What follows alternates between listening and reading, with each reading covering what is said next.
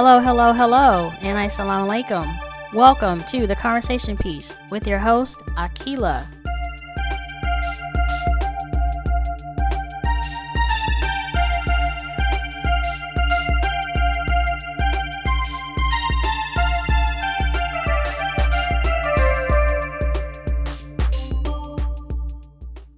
Hello, hello, hello, and assalamu alaikum. This particular interview was challenging because in the age of COVID and social distancing, how does one conduct a Zoom interview when the Wi-Fi is on some bull crap? You all know what word I wanted to use. Astaghfirullah, excuse me. But this conversation, if you hear it in its entirety, you will hear his lived experience with judgment, taunting, and inner turmoil. But he's found the wherewithal to work his way through it. Also, the audio is choppy in some places. I apologize. In editing and post, I did my best. I'm still a novice. I'm still working on it. So give me a little bit of slack. Don't go too hard on me. So on this particular chat, I spoke with my friend AJ. He was a neighbor, like literally lived next door to us. And I've known him since he was 9 years old. I mean, how do I describe AJ? He is unique. He's someone that always speaks his mind. Always. And I did not expect him to hold back this time. And he did not. Black lives matter. It's very Black important. life has always mattered. It's the thing is that people are twisting the narrative. It's just that, listen, I already knew my life mattered. Just the fact that I'm here existing, okay, it's just that people I don't understand why you guys need a logo. It's the fact that our bodies historically our lives have been disposable and unvaluable. So we have to almost reintroduce, okay, listen, we're people, we matter. And the fact that people can kill us without any kind of repercussions or any kind of accountability is the fact that we have to say Black Lives Matter. Black people know that we know we matter, but again, we have to tell. But not only that, Killa, we have to talk. We have to speak that to our people. You hear me? Yeah. We have to speak that to our people. They need to know that. They have to know. That they are strong and they are powerful and they are mighty and they can do all things if they just believe and put their mind to it. I didn't have that growing up. I didn't have it in my 20s. I still was. People don't understand. If you have people when you're battling, when you've been dealt a bad hand as a child, and you dealt with stuff as a child, if that's not worked on, if nobody taps into that issue, and they just allow it to fester, it carries on to the adulthood of that person. People talk about you grown man or woman, or you still dealing with that? Well, hell yeah, I am. I'm dealing with that because I didn't have no help to deal with it as a child. So it grew as I grew. I understand. We do. Black people as a whole, we do have trauma. We have generational trauma, which stems back to slavery. It's a complicated issue, but it's just that people, when they say Black Lives Matter, you always have some people on the other side. Well, what about Chicago? What about Chicago? That's a complicated issue. It's just not. It's not a factor of gang warfare and urban plight. It's a complicated issue. And I'm not going to sit back here and down the mayor of Chicago. That is a hard city to manage. I mean, they have years of corruption, though. It's a years of corruption, and she just frequently, I wouldn't say she just got in, but she recently got in. So how are you going to have her come into office and fix years of corruption? It's almost impossible to do that. She can put it on the right road and the right track, but to fix it, we have to address Black poverty, Black housing. It's it's a multi-layered issue, but people just strip it down to oh, well, Black people don't value each other's lives, so why should we? That's what it comes down to. It's well, yeah, your life would matter if you all knew that you all mattered. You matter. We all matter. And if you know that you matter, you'll do better. That's why I say we have to start teaching our young people at a young age, what Black Lives Matter really means. because people ain't, and I bring it up too. I bring up black on black crime a lot because we see it too much. Yes. You want to know why? Because they don't know how much they matter. Well, it's the overall factor of people, just people, regardless of color. We've gotten to the point where we don't value human life anymore. Walking up and shooting somebody, we have. People don't even have an eye no more. We've become desensitized to violence right now. It's just every other day is a shooting. I like Louis Farrakhan. We gotta start worrying about our own people. True. You know, we can love everybody. Mm-hmm. Nothing's gonna stop us from loving everybody. But and I'm pretty sure some of them loved us too. But it didn't stop them from taking care of their own goddamn people. Okay. The Indians took care of the Indians. They may have had black friends, white, but they took care of their own too. Mm-hmm. First priority.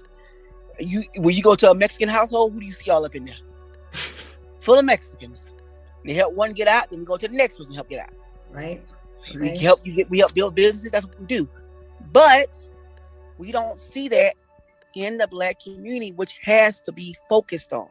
I promise to God, if we focus on that generational wealth building, knowledge, training, in our young adults, young teens and young adults between 18 and 32, I am telling you that you will see a drastic change in the world that we live in when it comes to black people.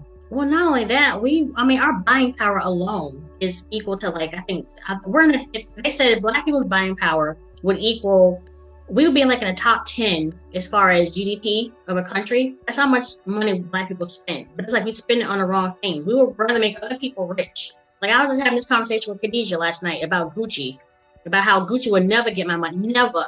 You had the audacity to release a sweater that resembled blackface, and you want me to now further make you enrich you? Sit down somewhere. Why am I making? Well, go ahead. Up here, especially up in Atlanta, Atlanta, they have a lot of. You see a lot of black folk around here. They ride these expensive ass cars. You see this? What that say?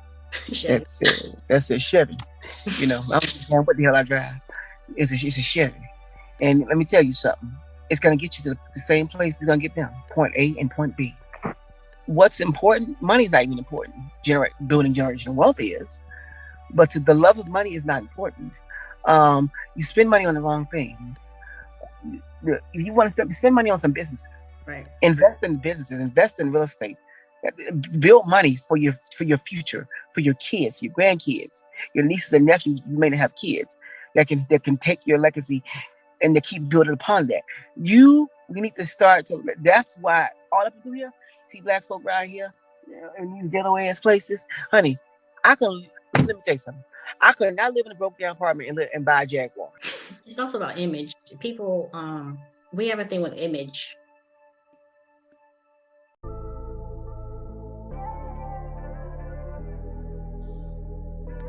Yeah, it's like I'm not gonna sit back and waste my money on a car that's just not gonna benefit me. I'll drive a car. That car when I'm in a place in life where I know I can afford that car. Right. You know, but right now I'm working on building businesses.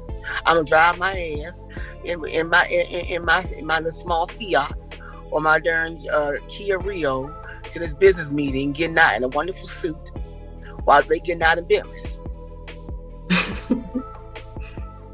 You know, I'm not gonna worry about what kind of car I'm driving until it gets to that point. I'm not saying there's nothing wrong with having those type of cars. I'm saying is prioritize. What is it going to benefit you to have that car right now?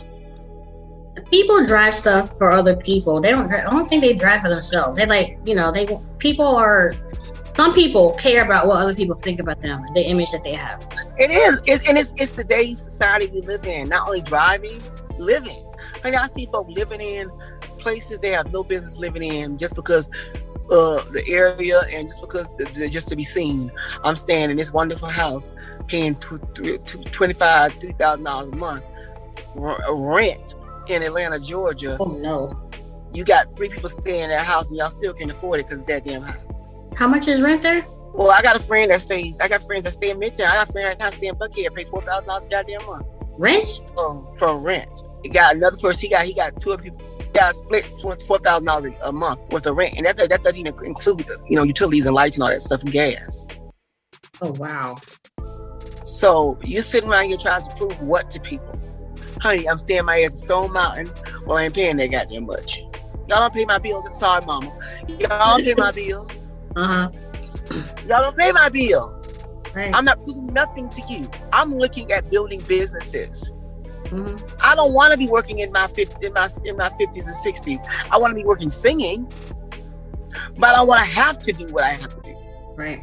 I don't want to have to do anything, you know. And that's what we should be teaching our people, you know, how to learn how to gain knowledge about business, real estate, you know, investing, stocks, you know, owning stuff in your name, credit, the gold mine.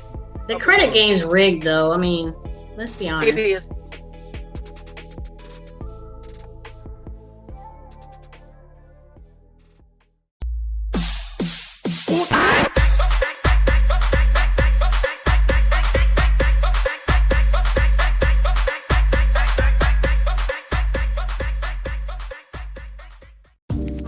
What I also meant by us covering stuff up is also there's certain things that, as a Black community, we don't really talk about. We don't really address it. Like, we don't address a lot of things because of being raised in the church, born and raised in the church, especially in the Black church. Certain things you just did, they didn't talk about. It was just frowned upon to talk about. As if it was going to jump off of that person and jump on them. A lot of people learn a lot of Black people, because majority of Black people go to church. Now, not everybody is in church going to heaven. That's neither here nor there.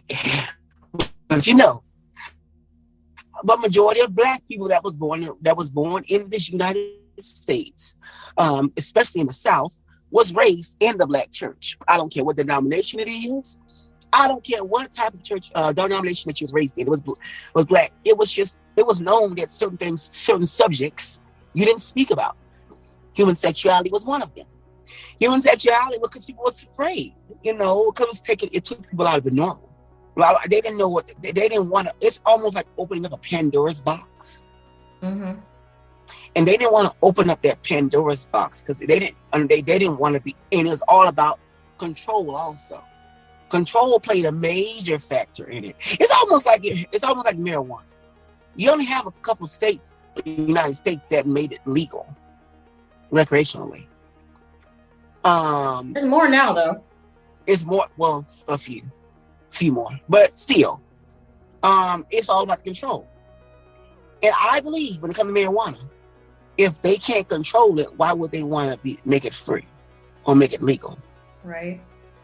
It's all about being in control. And that's the same thing that goes to the church. They don't want to open up their Pandora box about issues because they don't understand how they can control it once it gets out. It comes to human sexuality.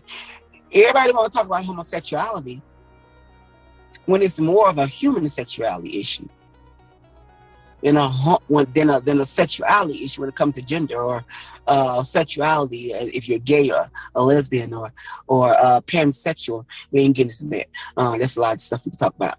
All these, it's the alphabet bandit. I mean, we're not completely getting into that right now because that's a lot to talk about. If you want to me, talk about the LGBTQIA. Now we'll just add the whole alphabet to that. Because before you know it, well, I mean, every time you turn around, it keeps the concept. I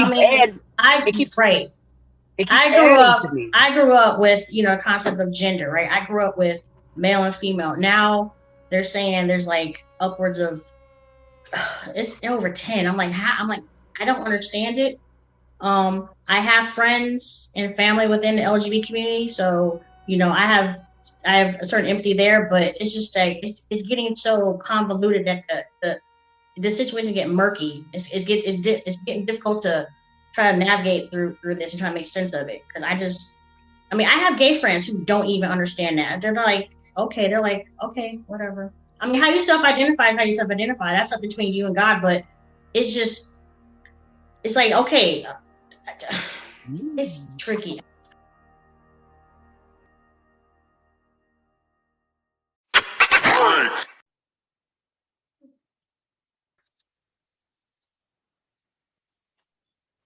what I'm talking about. You know, my mind goes crazy. It was about gender. We're talking about Fort Myers not that big, so when you're living, born and raised in a place that's not that big, you don't really see a lot of stuff. You're sheltered. You know, you're ignorant to a lot of things. And people may think because when you come out as being gay, you go to bigger cities like Atlanta, that you should know what stuff about gay people. Well, I didn't know everything because I was raised in a smaller city. Mm-hmm. You know, I was in plus, and I wasn't around a lot of gay people growing up. I was born and raised in the church. When I say born and raised, I wasn't one that just born and raised go home. I was in church all the time. Mm-hmm. I was in choir, Boy Scouts, ministering training, all that I was in. So I was sheltered to the outside world of the church. All I knew was church. So when I started venturing out you know, and outside of high school and going to these different places, Job Corps, college, traveling. So going to these different places, you get into like a shell shock. It's like just a lot of stuff just happens, and it's like, what? And they expect for you to know this stuff. Gay people, because you're gay, you know, like, honey, I didn't know this kind of stuff. One, I was nervous to come out. And second, I was in denial for a very long time. And but I also didn't want to be in a box. And I didn't want to be, and I knew because of how I acted, who I was, the way I was raised up, the people that I was around, that I was not going to, even when I came out, act like a lot of these other gay people. Because it's just because of the morals that I was raised up under. And I'm not saying gay people don't have morals. I'm just saying this is the millennial generation. Mm. And when you're raised up with a bunch of baby boomers, or what's your generation? Generation X. Yeah. I was raised up with Generation X and baby boomers. Mm-hmm. So I didn't really hang around a lot of people that was of my own age. The millennial generation. I didn't really hang around that. So when I started to branch out and hang out to people, it's, you know, that's in the millennials, and now I'm talking to some generation Z's. You know, their mindsets are just, and I'm learning from them how to be more open-minded, because I was very closed-minded for a very, very long time. I was acting as if I was born in the 50s. Honestly, I didn't really. What do you attribute that to? You attribute that to your upbringing, your mindset? I attribute it to my upbringing, and a lot of people was comfortable in the situations, in their situation, and because go out and get this job, it pays good, it pays $14 an hour, you worked there for 30 years. People did that forever. Back in those times, it was okay to go do that, get a job, they give you benefits. You know, you was safe, and I didn't want to be safe, but I also was I was stuck. It's almost like if I was in a twilight zone somewhere. I was stuck in the middle. I was trying my best to find my way, but then I was stuck because I heard that I was in my back of my head from people that I grew up with. You need to get a regular job, in the back of my head. But then I didn't want no regular job. I wanted to do this. I wanted to break down those barriers. So it's like I was being bombarded from both sides, you know, and it was just driving me insane. Partly the reason why I had to move out of Fort Myers, Florida, because I felt myself in a box and I couldn't break out. I was going to ask you, is that one of the reasons you moved away? I was going to ask my next question, but you answered it, so okay. That makes sense. Yeah, I felt myself like I was in a box, and if I did not leave Fort Myers, I was going to be stuck. Be like them. I was going to be 50 years old and living a basic life. And I just feel like God created us in this one world with this one life.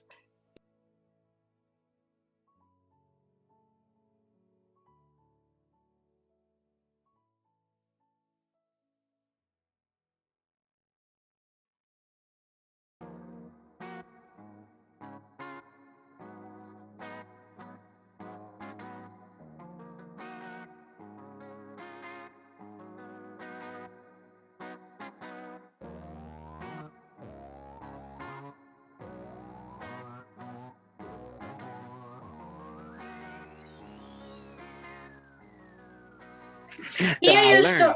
Hearing your story, it kind of reminds me of Lil Nas X, because I was reading a little bit about him, and he said he's going through the same thing right now, but he just happened to have to release a song that just blew up and became the #1 song on the Hot 100 for, I think, of all time right now. How do you feel about like Lil Nas X and how he chooses to market himself as an openly gay black man? I think he is young and he's growing. I don't think he has the best leadership around him. Right. I don't think let me not speak on his talents, because everybody's talent is subjective. But speaking as an artist, an aspiring artist myself, because that didn't have the capability of putting out a record that blew up, but I'm working on things. I think for him, he's doing what he feels he needs to do to secure the bag. Mm-hmm. If you understand what I'm talking about by securing the bag. Yeah, I got it. Yeah. I think he's doing what he needs to do to secure the bag. Do I believe 10 years from now that he's going to look back at what he's doing right now and he's going to regret it? Yes. I do believe that he's going to regret certain things that he's done, but that's who doesn't.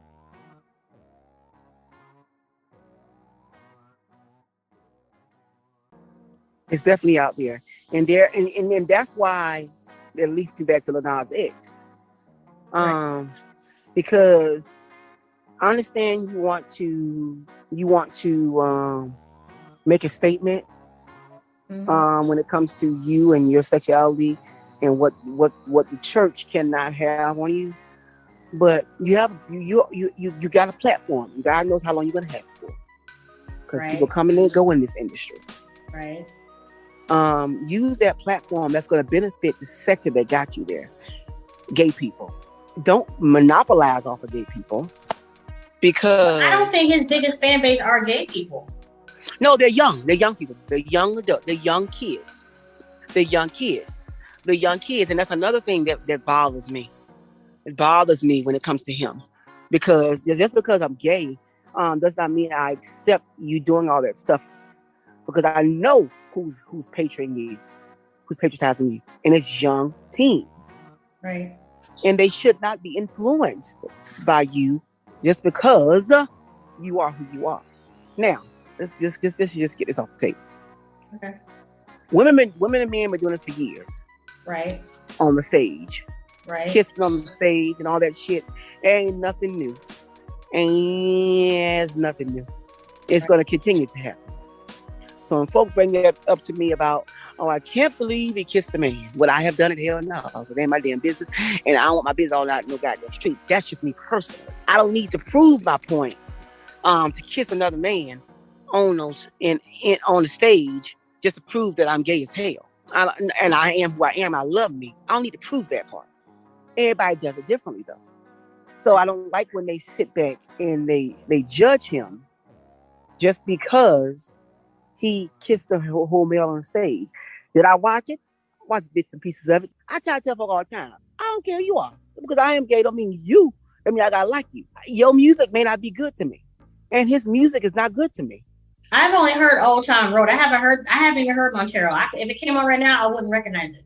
Old Town Road was good, but he wasn't the only one in it. You want to be honest with you? He wasn't the person that made it good. You about Billy Ray Cyrus? Billy Ray Cyrus made that song good. What do you think about the country industry kind of like categorizing it as not as country? Like they just like controversy, like, oh, that's not country music. Because they don't want nothing to do with it. Because you gotta understand, country music stems off real deep Southern Christianity. But it's a black influence. It's stemmed from the blues, which is another genre. I understand it, but if you look at a lot of country singers, even in their albums they still speak about God and Jesus, which is acceptable in country music because it's considered Southern. And a lot of Southern white folks are Christian. Yeah, I understand that, but there's also a pop aspect to country music. Like, country music is because it's branching out. You know, you got that Carrie Underwood, you got the Taylor Swift type of status. that are crossing over. What they call it? Kelly Clarkson that crossed over from pop to country. Then back and forth with. It's a crossover status when it comes to them. And they need that in country music because it was, honey, don't nobody want to hear no fill all the time, every day. Don't nobody want to hear that. We love Patsy Cline. Patsy Cline was in her time. We need to hear something different, and that's what Kelly Clarkson and Carrie Underwood and Taylor Swift have done, or are doing when it comes to country music and pop and the crossover status. But you gotta Why do you think that song was so popular? Old Town Road.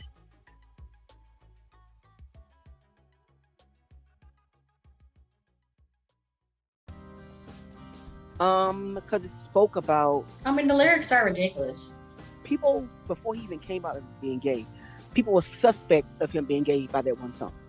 Just because of that one song. I could see it, that he was gay. See, I don't look for stuff like that. I can't tell. I didn't look for stuff like that. Hell it. I saw the video, and the video didn't really. The lyrics of it all. Honestly, that song wouldn't be as big as it is if you didn't have Billy Ray Cyrus in it with him. Okay. And if you didn't have a machine that was pushing it. Okay. Honestly, it wouldn't be that big because who the hell was goddamn Lil Nas X for that song?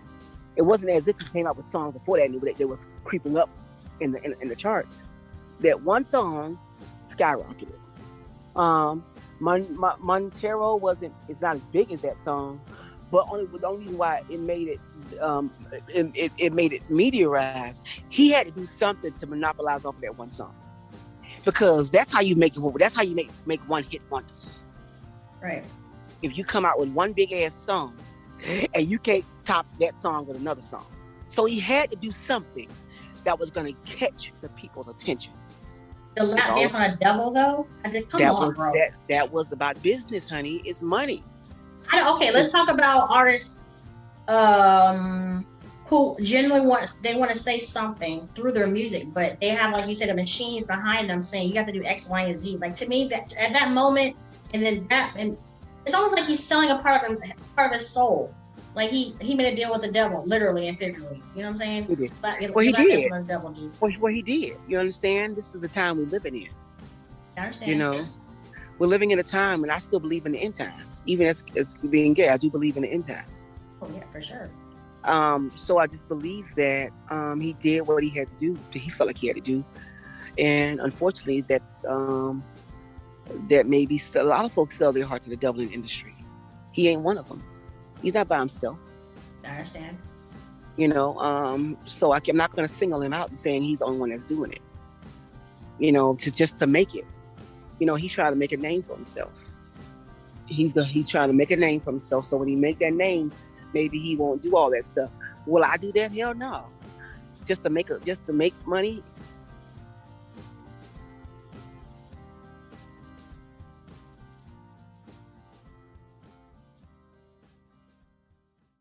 But it all boils down to that we have to learn how to love.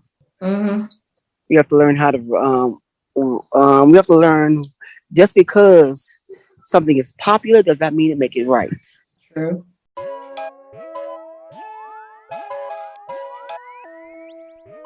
Thank you for listening. I appreciate all the support. For those of you who follow me on Spotify and don't want to miss out on any new episodes, turn on the notification button.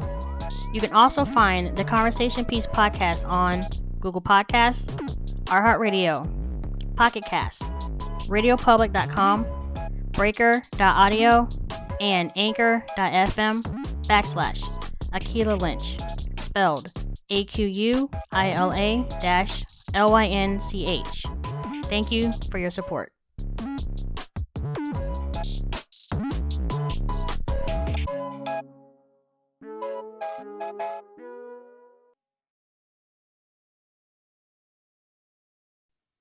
You can say that about Aretha, or you can say that about Aretha and Dionne Warwick. You can say that. You definitely can. You can't compare Aretha and Dionne Warwick. What are you talking because they're apples and oranges. But Aretha and Patti, is apples and oranges. Well, not everybody. Not everybody. Aretha and Patti had almost the same sound. You're breaking up again. This is too important for you to be breaking up. Hold on. You there? Yeah, go ahead. Okay, so I'm glad you brought me there. We're gonna dive into this a little bit, just a little deep. Not that we're gonna go below the surface, about 5 feet deep, and that's all we're going. Patti LaBelle, Aretha started out around the same time in the industry. Aretha started out in church, became popular in church before Patti LaBelle, but Patti LaBelle in the industry, Patti LaBelle and Aretha started out around the same time. The reason why Patti LaBelle was not as popular as Aretha Franklin back in the day, because Aretha Franklin had already been performing in the church, and it had already had boost in her fan base because of her father, C.L. Franklin, and Martin Luther King and Mahalia Jackson, Sam Cooke, all of them, they coddled Aretha Franklin. Okay, so Aretha brought about change, a movement in her music, in her voice, in her sounds at a young age. And they was looking at that. So when she eventually got signed to Atlantic Records, Patti LaBelle was already signed, and Patti LaBelle and the Bluebells, which before that they were called the Ordettes. Then they became the Bluebells. Then they became Patti LaBelle and the Bluebells. But because of the strong backing that was behind Aretha, every time that Aretha put out music, an album, was really months behind each other or in front of each other when it came to putting out albums back in those days. Guess who was gonna get those sales? I don't know. Aretha got pushed more because of her name. She's the queen of soul. Nobody's denying that. But at the same time, when you look at vocally between Patti LaBelle and Aretha Franklin, there's definitely no competition there. So who has better vocal range in your opinion? Patti had a better depth when it came to her height. Patti LaBelle had a sick vocal range that nobody could compare. Not Mariah Carey, not Whitney Houston, none of them. What? Not even Chaka Khan in that decade. In those times, in that time. And really, Patti LaBelle's range didn't even get to the highest until she was in her 40s. It happens for some reason to certain artists. Their range can be lower. So you're saying on a high end, Patti has a higher vocal range than Mariah Carey. I've heard of Mariah Carey at her highest, and it sounded like it could break glass. That is not that's a head high. I don't know a thing about vocal range. Okay. So let me tell you the difference about a head high. A head high, any damn body can hit a head high. I can get a goddamn Mariah Carey note. Oh, for real? It's another thing when you just do an all-out power and be that damn high and sustain it. Okay, who has better control then? Between Aretha and Patti, we're not going to discuss. I give it to Aretha. Aretha had a better control when it came to a soulful tone. Okay. I give it to Aretha, but around all-out singer that's going to leave it on the stage, an all-out performer that's going to give you every cent that you paid for. I would pay for a Patti LaBelle concert any day before I pay for a Aretha Franklin concert. I've seen Patti in performance, and I mean the woman would kick off her shoes. I think I saw her roll around. She does give her all in her performance. She leaves it on the stage because she believes that. She says she has fans. She might not have as many as other people. She doesn't work for them. She works for her fans. And she said, if you're gonna pay what you're paying to come see a Patti LaBelle concert, then I should give you all that I have during that concert. Okay. Because she believes that could have been a meal, that could have been a bill paid, but you took out your pocket to pay a ticket to come and see me perform. She said, I'm duty bound to you. And that's what I love about performers of that decade and those times. We touched on some, other, we're gonna do it again, and we're gonna have time, and my phone's gonna be in a better place. I'll probably go sit in a Starbucks when we do it next time. People at Starbucks are gonna be like, "Oh my God, I can't believe he's saying what he's saying." Anything else you want to say before we conclude? I want us people as Black people I want us to start learning our wealth, and it's not about money. It's the wealth it's the wealth that's within us. Nicely said. We need to learn that about ourselves. But until then, guys, love, and keep loving. Never forget to love, because it will return to you, not void. I promise you that. Thank you, AJ, so much. I thank you, Akila Lynch, honey. One day, your podcast, and this is going to be big. I've always told you to use that damn degree you got. And now you're using it for something that's going to benefit the culture and that's going to benefit the community. And I'm so proud of you. Believe you me, right now, it may not be in a lot of folks' living rooms, but I'm telling you, keep on pushing, and it's going to be in everybody's living room eventually. Inshallah. Thank you. I will talk to you some other time, you guys. Y'all be blessed. And have fun the rest of your Sunday. I'm about to go get some seafood. I will see y'all later. Bye, boy. You're so stupid. Right, bye, AJ. Thank you. You're welcome.